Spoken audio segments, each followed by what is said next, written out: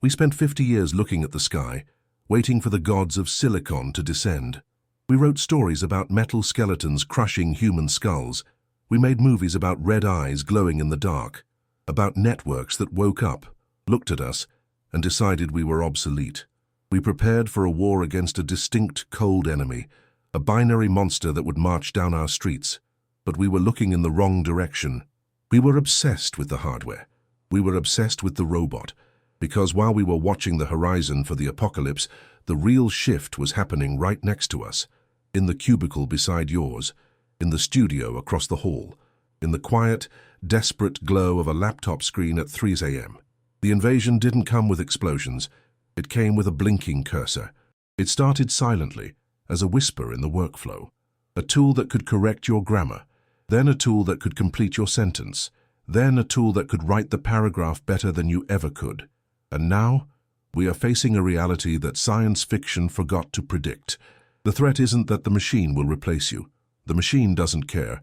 The machine has no mortgage. It has no ego. It has no hunger. The threat is the human who is holding the leash.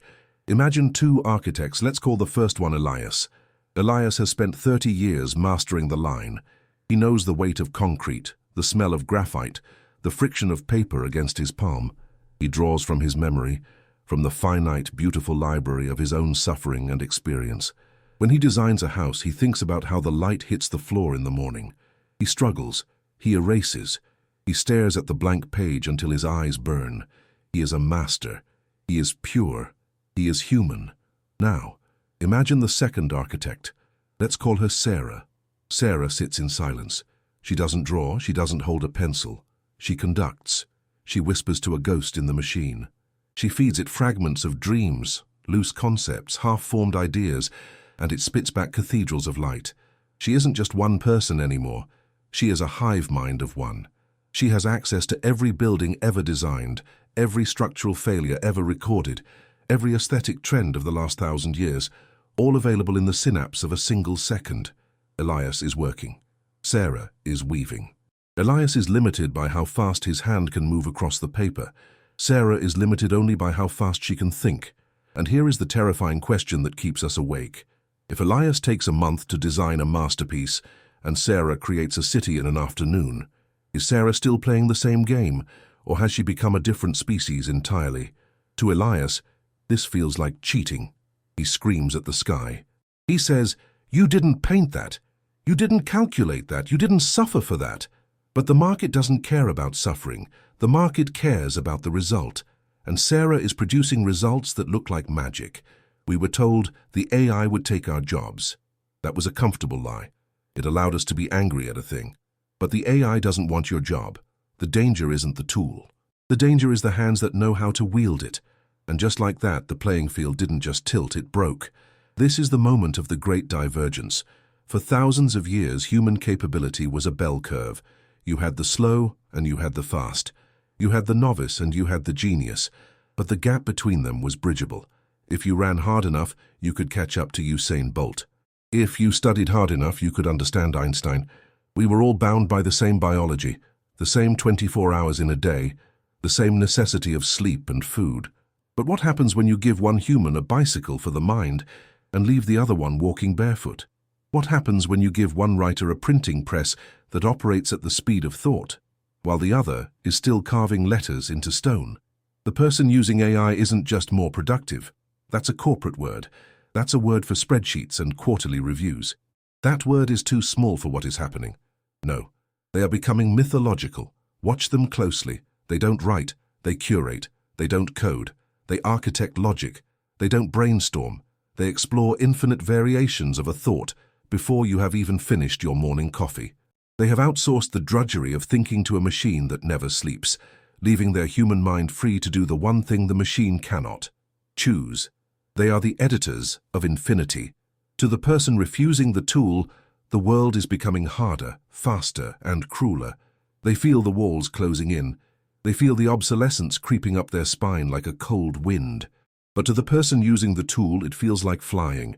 It feels like the shackles of biology have finally been broken. And this is where the fear truly lives. Not that you will be replaced by a server farm, but that you will look at your colleague, someone you used to know, someone you used to equal, and realize you can no longer understand how they do what they do. They have become a centaur, half human, half digital, a hybrid creature roaming the modern landscape. The person using AI is no longer limited by the speed of their typing fingers. They are limited only by the clarity of their questions. And suddenly, the most valuable skill in the world isn't knowing the answer. We have machines for answers now. Answers are cheap. Answers are everywhere. The most valuable skill is asking the right question. The hierarchy of competence is collapsing. The junior who knows how to dance with the algorithm is suddenly outperforming the senior who relies on muscle memory. Experience is being rewritten. Decades of paying your dues are evaporating in front of a prompt box. It's not evolution. Evolution takes millions of years.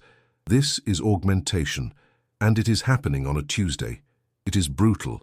It is unfair. Because the machine amplifies. If you are lazy, it will make you faster at being mediocre. It will help you flood the world with noise. But if you are brilliant, if you have vision, if you have taste, it will turn you into a god. And the gods, they don't need us to fill the empty spaces anymore. Think about the psychological toll, not on the one who loses their job, but on the one who keeps it. The user of AI begins to doubt themselves. Did I write this? They wonder. Or did I just assemble it? They look at their own creation and see a reflection that isn't quite theirs. They feel the imposter syndrome settling in, heavy and permanent. They are the captain of a ship that steers itself. They are powerful, yes, but are they fulfilled? And the one who refuses? The purist? They retreat. They become artisans of a bygone era. They cling to the human touch like a religious artifact. They say, my flaws make it real. And they are right. But does the world still value reality? Or have we become addicted to the perfection of the synthetic? The silence between the two groups is growing, a chasm of understanding. One speaks the language of sweat and time. The other speaks the language of prompts and iterations. So where does that leave us? Where does that leave the human who wants to feel the clay, who wants to struggle with the blank page, who believes that the struggle is the point? There is a silence settling over the world, a realization. We are entering an era of two humanities, those who merge and those who resist. Neither is wrong. But they are no longer living in the same reality. The tragedy isn't that the person using AI will take your job. The tragedy is that we might lose the shared struggle that made the job meaningful in the first place. When the result becomes instant, the journey loses its weight. When you can climb the mountain by snapping your fingers, the view from the top doesn't look the same. You didn't earn the altitude. But perhaps there is a different way to see this. Look at the person using the AI. Look closely at their eyes. They are tired too. They are overwhelmed by the infinite noise. They are staring into a mirror that reflects everything and nothing. They have the power of 1,000 suns, but they still need to go home, wash the dishes, and wonder if they are loved. They still need to feel the warmth of a hand that isn't made of data. The AI amplifies our output, but it cannot amplify our soul. The person using AI will win the market. They will win the efficiency race. They will build the skyscrapers and write the bestsellers and cure the diseases at a speed we cannot comprehend. They will solve problems that have plagued us for centuries, but they cannot automate the why. The why remains ours.